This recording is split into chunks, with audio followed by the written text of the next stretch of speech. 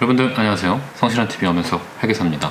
코로나로 인해서 많은 자영업자분들이 많은 어려움을 겪고 있습니다. 사회적 거리두기 단계가 계속 강화되고 있는데 그로 인해서 폐업을 하시는 분들 많이 계신 것 같습니다. 폐업에 관한 문의를 많이 받고 있어서 폐업 때는 어떤 세금 절차가 있는지 그런 걸 좀 알려드리도록 하겠습니다. 폐업 신고를 제대로 안 해도 가산세나 벌금 등을 물 수 있기 때문에 제때 신고를 해줘야 됩니다. 폐업까지 했는데 가산세까지 내게 되면 너무 그 부담이 심해지잖아요. 그래서 궁금하신 분들 끝까지 봐주시고 구독과 좋아요, 알람 설정까지 무료인 거 아시죠?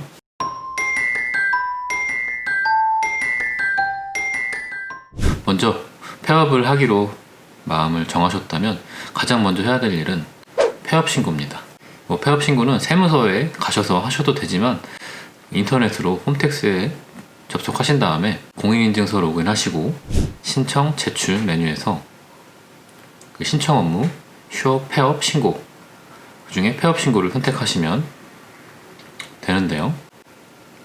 이때 폐업할 사업자 등록부를 선택하시고 폐업일과 폐업 사유 등을 간략하게 클릭을 하시면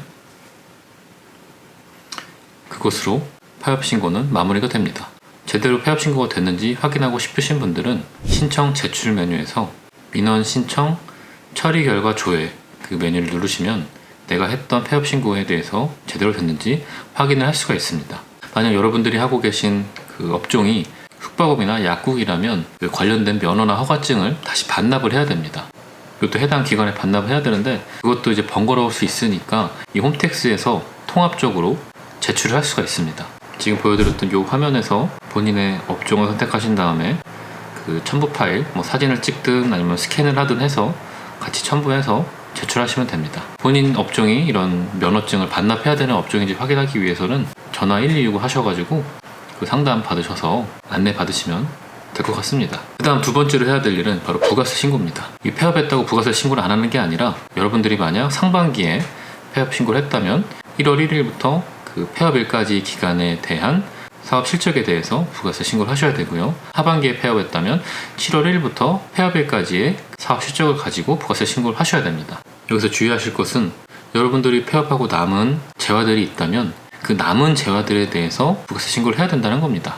이게 뭐냐면은 여러분들이 재화를 샀을 때 매입세 공제라는 걸 받았을 겁니다. 일반 거래자라면. 그런데 이 매입세 공제의 취지는 우리가 매입한 걸 다시 소비자한테 판매하면서 그 소비자가 부가세를 내고 그것을 우리 사업자가 납부할 거를 전제로 공제를 해주는 건데 이제 폐업을 했으니 최종 소비자에게 팔 수가 없잖아요.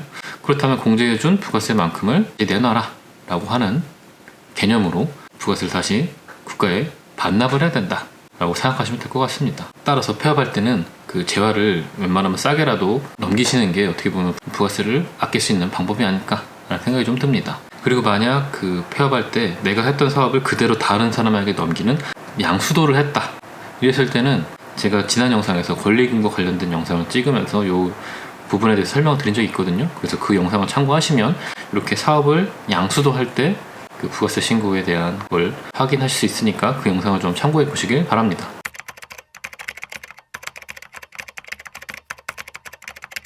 다음은 종합소득세인데요. 이 종합소득세는 그 1년치에 대해서 세금 신고하는 거여서 폐업을 했든지 안 했든지 상관없이 그 1년치에 대한 소득에 대해서 다음 년도 5월 말까지 신고를 하시면 됩니다.